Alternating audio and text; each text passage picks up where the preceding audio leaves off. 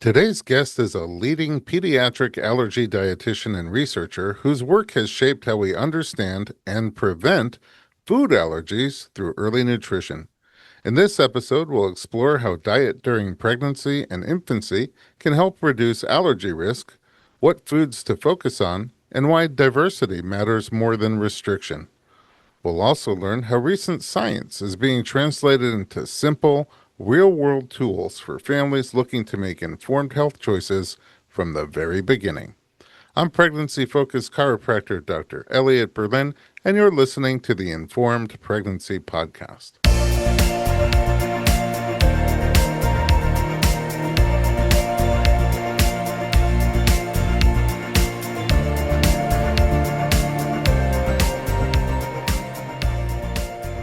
Dr. Carina Venter, welcome to the podcast. Thank you, and thank you for having me here.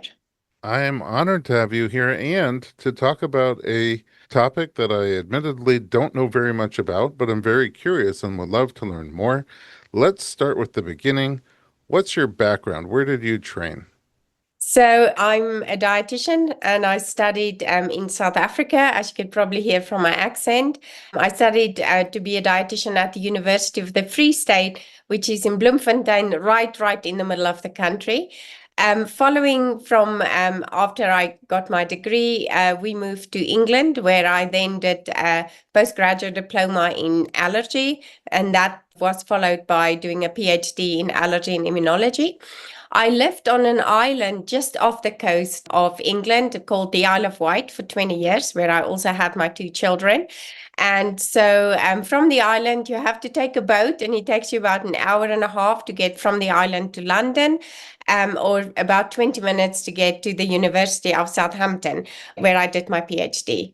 I was then recruited to Cincinnati Children's Hospital, where I worked in a particular disease or a particular presentation of food allergy, which is referred to as eosinophilic esophagitis, for 2.5 years. And then I was recruited to Children's Hospital Colorado, or the University of Colorado, where I'm now professor of pediatrics, and I work both clinically with children with food allergy, but my research really focuses on how nutrition in pregnancy and nutrition in early life can help us to prevent all allergic diseases, including food allergies, eczema, asthma, and seasonal allergies or allergic rhinitis during childhood. Wow, that's even more than I was expecting to learn about. Okay. So now I'm even kind of more excited to see what I'll learn today. What sparked your connection to allergy in the first place? What drew you towards allergy? It's an interesting question because, studying in South Africa, we had bigger problems at the time, now about 25 years ago, than food allergies. And so a lot of my training was actually focused on looking after children and adults with burns, children and adults with TB or tuberculosis. And we also have a huge problem with diabetes. And that really was my interest at the time and what I learned a lot about. But growing up as a child, I had two of my children had presentations of food allergies. One of them is referred to as food protein-induced enterocolitis syndrome, where people don't get anaphylaxis, but they get this projectile vomiting from being allergic to a food. Another sister of mine had more of the enteropathy kind of presentations of food allergy. And our whole family has got either asthma or seasonal allergies, allergic rhinitis. And so when I moved to England and I got the opportunity to work in a world famous allergy research center on the Isle of Wight, that was an opportunity I grabbed with both hands. And that led to my postgraduate diploma and then my PhD in allergic diseases and immunology. Wow. So it's personal for you. It really is personal. And, just getting back to pregnancy, and we will probably talk about that a little bit more. But when I was pregnant and when my sisters were pregnant, there really wasn't actually any good advice on how to prevent allergic diseases in children. And so in our family, we also have, some of our nieces with multiple food allergies, which I now know how to prevent. But at the time, I didn't know how to best direct myself and my sisters to prevent allergic diseases in their children. Is there a practical reason why the Allergy Research Center was on the island? Yes, so the Isle of Wight is very close to my heart. Like I said, both my children were born there. But the beauty about the Isle of Wight is that people grow up on the Isle of Wight, then they leave the island and they go to what they call the mainland, which is mainland England, where they study. They normally then meet, their partners, get married, move back to the island where their children are raised. And then when the children get to 18, 19 years of age, they leave the island, go to the mainland, and then eventually after their studies, getting married, they come back. So we do a lot of what we call transgenerational research. And so we can actually look at how nutrition intake changed over different generations. We can look at epigenetic changes, microbiome changes, which is very unique to the Isle of Wight. We actually publish studies looking at changes and prevalence of allergic diseases, which nobody can mimic because, some studies are done in China, some done in America, some done in Australia. But the Isle of Wight is one of the only places in the world where we can look at differences over time in the exact same population. And that's really why it is such a famous allergy center. Wow, that makes perfect sense.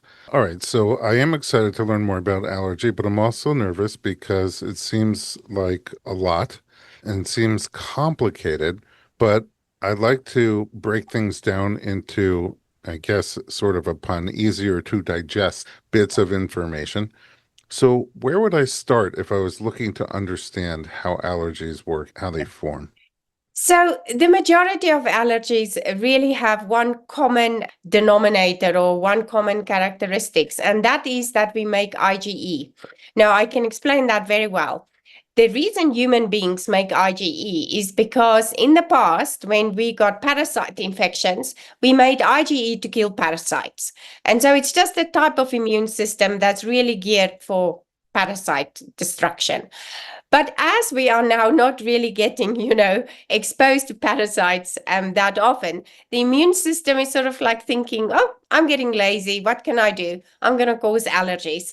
And so, whether you have asthma, whether you have seasonal allergies, whether the child or yourself may have eczema or atopic dermatitis, as some people call it, or the majority of food allergies, it's just really a presentation of the fact that you make too much IgE. And if we know how to switch that off, we will see a lot more allergies.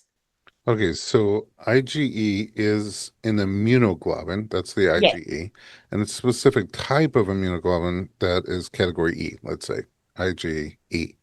Yes, IgE is, it's immunoglobulin E. It's a particular type of immunoglobulin. I mean, it really is the total IgE. So the more IgEs you make, whether it is to grass or to peanuts or to egg, if we start adding them all up and we get your total IgE count, that's normally a very good indicator that you're going to have allergic diseases. And then, of course, we can then look to see which IgEs are you making. And so if you're making IgE to horse, you're probably going to be horse allergic. If you make IgE to grass, you're probably going to be grass allergic. And then if you make IgE to foods, there is where the big caveat comes in. Only 50% of people, give or take, I'm rounding off now, that makes IgE to a food will actually be allergic to a food. We don't understand why the other 50% still make IgE, but they're not allergic. And the reason I'm highlighting that is because even if you go on all the different kinds of social media where there's allergists with account, they will tell you that one of the worst things we can do is to do blood test in a baby and say this baby is making IgEs to 10 specific foods and therefore the kid's now allergic to the foods and need to avoid it. You really need to work with an allergist to try and tease out which of the IgEs clinically means that the kid's allergic and which of the IgEs are there, but they're not to be worried about because, you can actually tolerate the food. Okay, so if I'm going just for a basic understanding of immunoglobulins, these are proteins, right, that your body makes in response to something that comes into the body that's foreign, and let's say a virus or a bacteria, or in this case, a parasite, and your body wants to mark it and say this doesn't belong here and to sort of inactivate it to prevent it from having negative effects on the body. Right? So that's why we make them in the first place. Is that accurate? That is accurate. And I think I can use, a lock and key analogy to explain what that happens. We have mast cells, which are cells with all these granules that causes blood vessels to open up and us to go bright red and get hives and our lips to swell. But the mast cells have two locks on them, and that's normally called the two IgEs. And these IgEs get unlocked when either a parasite or an allergen that they can recognize go past them, bind to them, and unlock the mast cell. So that's basically what happens is we make IgE, they sit on the mast cells, and they're just waiting for either a parasite or a peanut or an egg to come past. They bind to it, unlock, and that's when we get symptoms of allergic disease or we kill the parasite. Okay, that makes sense to me. So if we had the parasite, it would protect us. It will protect us. And there are some studies now in the world where they actually infest people with parasites to see if they can actually reduce the prevalence of allergies either in their population or even reduce the severity of allergic symptoms in that particular individual. Interesting. So if I can picture these like sort of motorcycle gangs riding around the bloodstream looking for parasites, if they don't find any parasites, like you said, we're not really exposed to parasites very often anymore. They're just looking for something they can attack. Yes. And so that sometimes becomes like protein on food. Yes. And so then I'll eat that food, and all of a sudden I get this major attack against that food. Correct. If we think that if you eat that allergen or that food during pregnancy, during infancy, we also make, I'm trying to think now, perhaps like a doorstop or a block, and that's called IgG. So we talked about IgE causing the allergies, but if we eat a lot of something, we can make IgG, and that can then actually bind with the mast cells so that we're actually eating the allergen, but it leads to a favorable reaction. And that is really why it's so important that really right from the start in pregnancy and infancy, we expose the pregnant woman or the baby to the allergen so that we make a lot of these IgGs, which is going to stop this whole cascade of IgE that's going to be produced, bind to the mast cell, and then cause all these allergic reactions. Because the IgG will then actually take the place of the IgE on the mast cell, and that's a much more friendly reaction, or really no allergic reaction, to be honest. Okay, amazing. I'm going to need a second to digest all of this. Let's take a quick break, and when we come back, we'll dig deeper into the IgG, the immunoglobulin G reaction. Don't go anywhere. We're just getting started.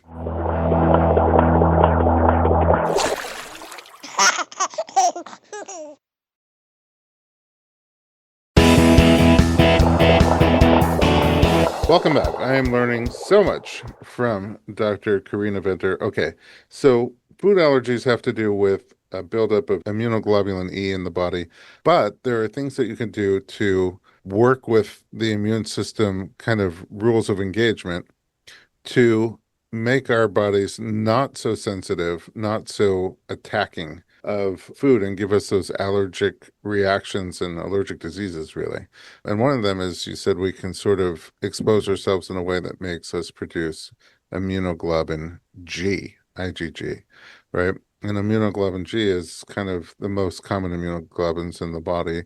And there are like long-term immunity, generally speaking. I think people became a lot more familiar with immunoglobulins and IgG after COVID, when we're all testing to see what kind of immunity we had. And then also these cross the placenta. Is that true?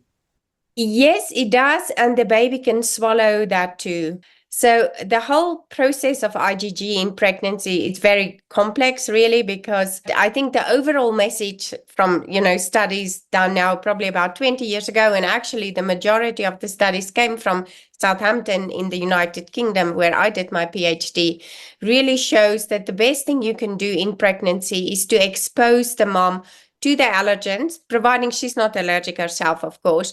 So she can make IgG, it can cross the placenta, the baby can swallow it, and then that will hopefully help to have less allergic babies. So that if there's peanut protein, then it's the IgG that's going to interact and Yes. not cause symptoms for us. Yes. But the other thing about pregnancy also is that pregnancy really is an allergic condition. And the reason pregnancy is allergic condition, because if it was the other kind of immune presentation, which is autoimmune, we would all naturally lose our babies. And so it's an allergic condition, and we have more of these allergy cells, which is referred to as Th2 cells. And then what happens is when the baby is born, babies are born with more of these Th2 cells because they're just now coming out of the womb where there's a lot of Th2 cells. And so the thing that needs to happen is when that baby is born, we need to try and switch off or dumb down or reduce the Th2 cells as quickly and as well as we can into more Th1 cells, which are the cells that doesn't cause or don't cause allergies, so that we can have a balance and babies don't become allergic. So there's really two things we need to address in pregnancy. The one is we want to give mom allergens to eat, so we have sufficient IgG to the allergens, but we also want to help mom and baby that we have that switch happening, at birth from the Th2 cells, which are our friendly cells in pregnancy, but after pregnancy, they're our allergy producing cells. And so this is really why we say, and we can talk more about that, C-sections may help, may not help to switch Th2 off, but perhaps a natural delivery can. We think that perhaps breastfeeding can help to reduce the Th2 cells. But my research, of course, has focused on how can nutrition help to make that switch from an allergic condition to a more non-allergic condition very early on in life, so we don't have babies that grow up with all these allergic diseases. Okay. So if I understand correctly, during pregnancy, these Th2, these T helper 2 cells are good for mother, good for baby. But then after the birth, both mom and baby need to get a switch away from Th2 cells because if it remains high, it's going to create problems for us. Yes, especially baby. It's especially baby where we need to reduce the Th2 cells so they don't grow up to have allergic diseases. So is there something to do during pregnancy to get ready for that transition, or is during pregnancy more focused on producing IgG antibodies? Yeah, till probably about a few years ago, I would have said to you, well, really the only thing we know is about allergen intake. We understand so little about overall nutrition in pregnancy. But I've recently published data, and also a collaborator of mine from Spain published data where we showed that actually overall maternal diet, so having a diverse diet with lots of different fruit and vegetables and whole grains and plant-based foods, can actually beneficially change mom's gut microbiome, which also can affect baby's gut microbiome. And that can help with downregulating the Th2 cells.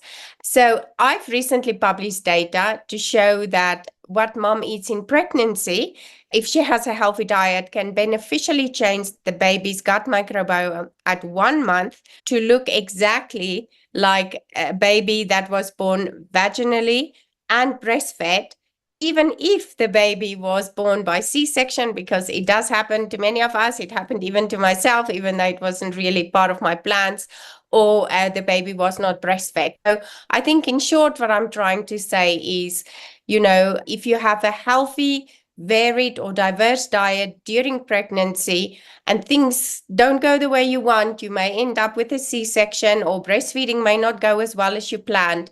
That can still actually help to make your baby's gut microbiome look like as if all these things fell in place. Well, that's really important. As you mentioned, not everybody has a choice, and some people aim for a vaginal birth and have a cesarean birth. Or even if you choose a cesarean birth, it's good to know that there are ways to help the microbiome, especially as it pertains to helping the baby not develop these food allergies. So I'm going to leave science, the immunological science behind us a little bit at this point and move forward into more practical matters, because ultimately what we want to learn is how can we take measures, seemingly pretty simple measures, to help our babies not develop either food allergies or allergic conditions after birth. And it sounds like you're saying one of the most important things is the diet during pregnancy for it to be diverse. Can you expand on that a little bit, practically speaking? Yeah, diverse it's a nice word for really just saying eat a varied diet.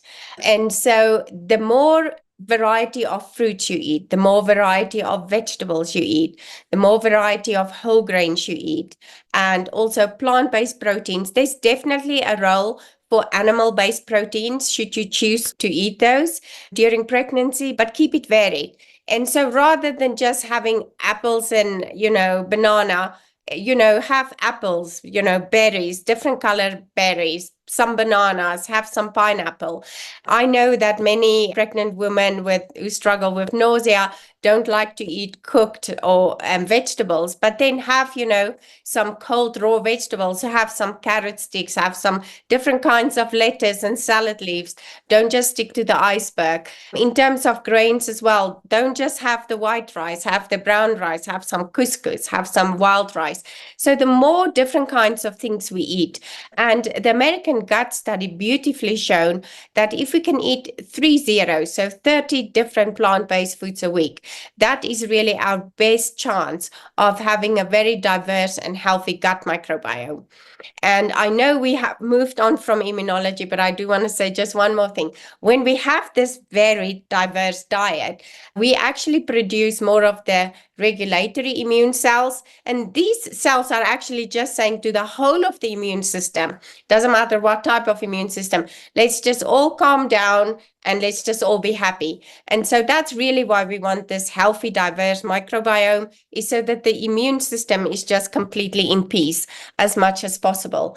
So my research, once again, particularly showed that if we have varied vegetables, and the more vegetables we eat, and also fermented foods, the women particularly ate yogurt, but other fermented foods such as kombucha or kimchi would probably play the exact same role. That is when we have a more diverse gut microbiome that is associated with beneficial changes to the baby's gut microbiome as well. Is it old science to think like, I don't want my kid to be allergic to peanuts, so I shouldn't eat peanuts while I'm pregnant? Definitely, it is a big discussion we still have in clinics all the time. But once again, my data was part of the data set that was used to say, actually, we've made a big mistake by telling pregnant women and young babies not to eat allergens because we think it may cause allergic disease. And so if you want to prevent allergies in your babies, the answer to food allergy is eat the allergen. If you don't want food allergies, make sure you have that allergen or whichever allergens in your diet as well as your baby's diet. Okay. And allergen, just for the record, is the food that It's people are allergic to. So a little bit of sort of unconventional thinking, meaning you would probably naturally think, if I don't have the allergen, I'm not going to get the allergy.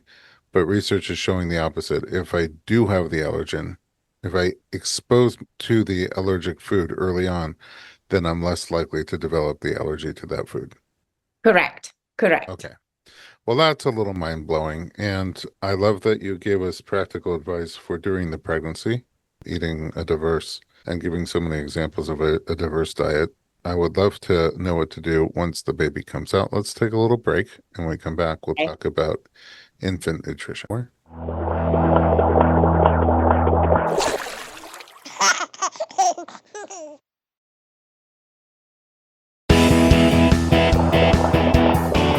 All right, I'm continuing to learn things that are not intuitive from Dr. Carina Venter. Okay, so we talked a little bit about pregnancy and diet during pregnancy. What about after the baby comes out? I guess first for a breastfed baby, their nutrition is going to be based on mom's nutrition. So is the diverse diet still the recommendation here? Definitely. But we have to start, well, if that's the mother's choice, we always recommend that we start feeding babies with breast milk or human milk.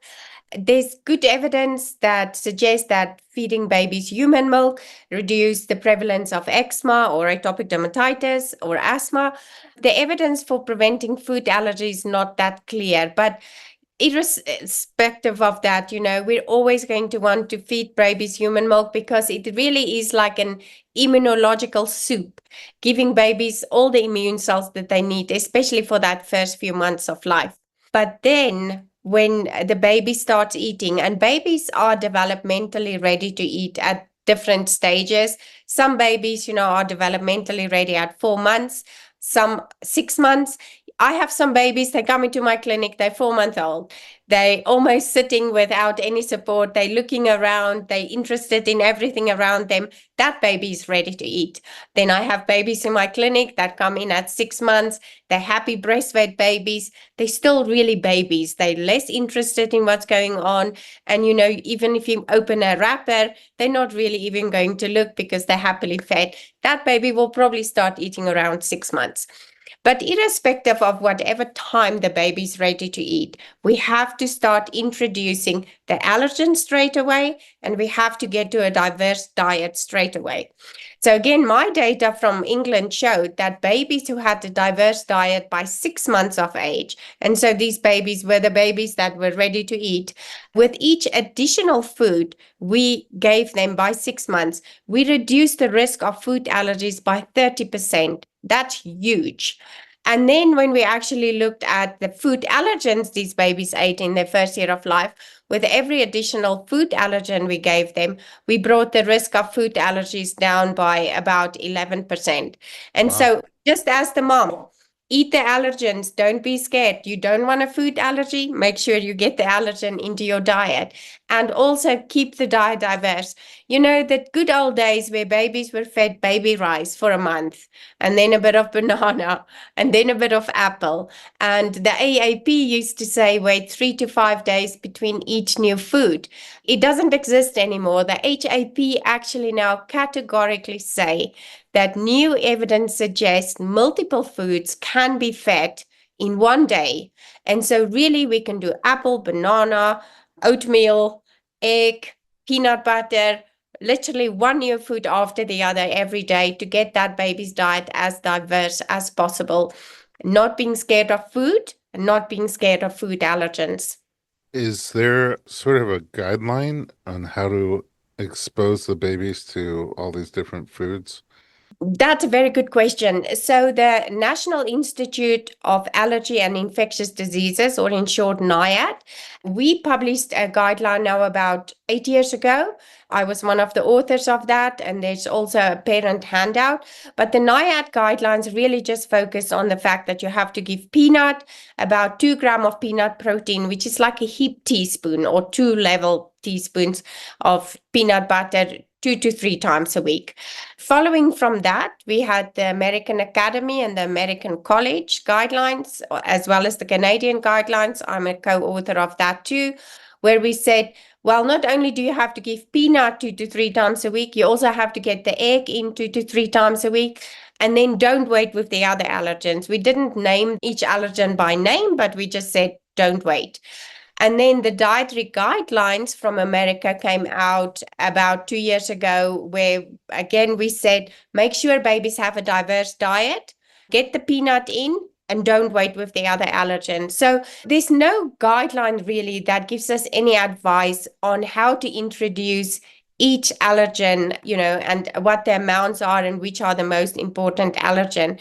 But I'm very pleased to say that I helped with the production of a handout on how to introduce allergens into your infant's diet. So if you sign up to the website, again, www.letsgrowhappy.com, and you sign up with your email, you will get a copy of our booklet, How to Introduce Allergens into Your Baby's Diet. And this has been extensively reviewed by world-renowned allergists from Stanford, UNC Chapel Hill, Children's Colorado, Canada, and also the author of the Leap and the Eat studies, which informed us about the importance of early introduction of allergens into the infant's diet.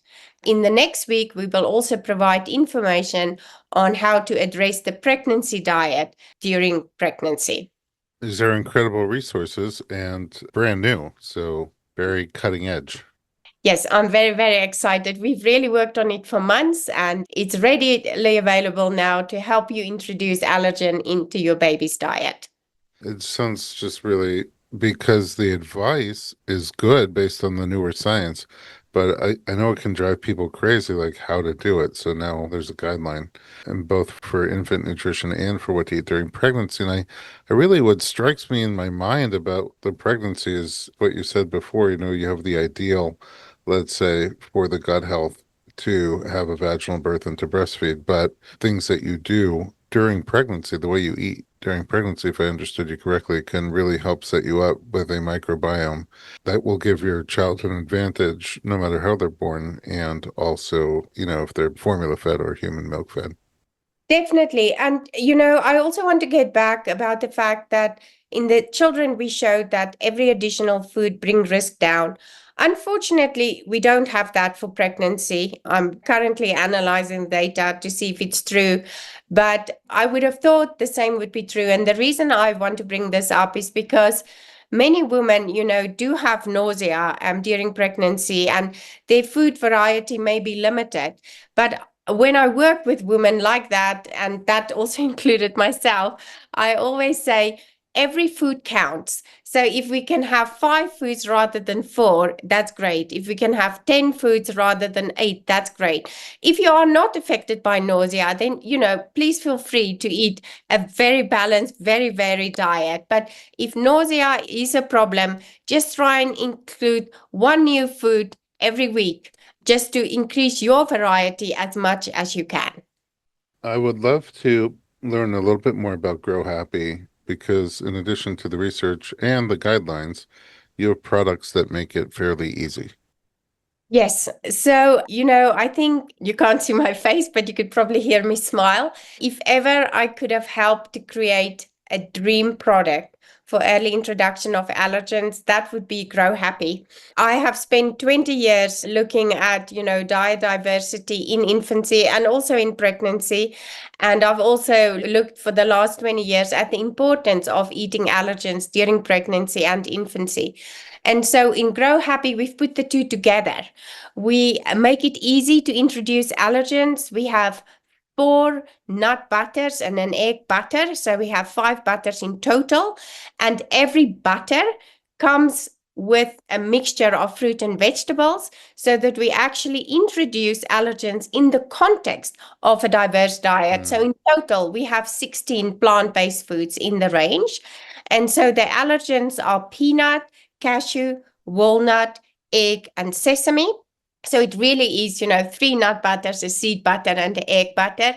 We have worked very hard to make sure that we chose the best nut butters, the best sesame seed butter, and also an egg that contains all the important, allergens or the proteins in the egg that babies should be getting. And then we created this range of diverse fruit and vegetables. We put it all in little packets or sachets. You can just scoop it up, mix it with a bit of water or a little bit of breast milk or infant formula, and then feed it to your baby from a spoon.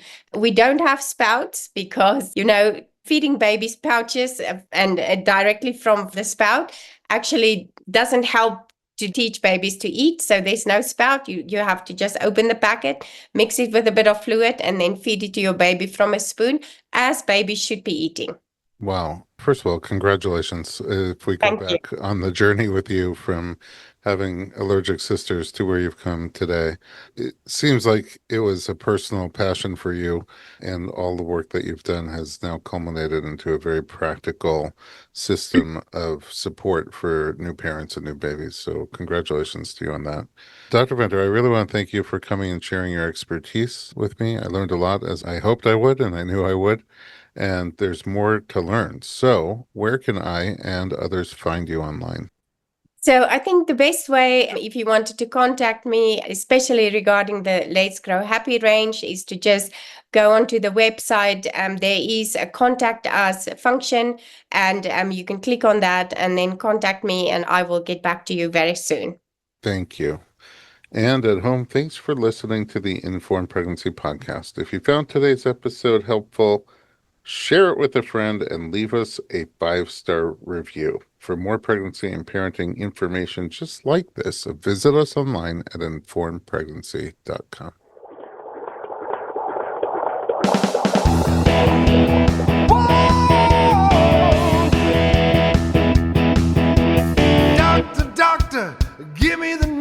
I gotta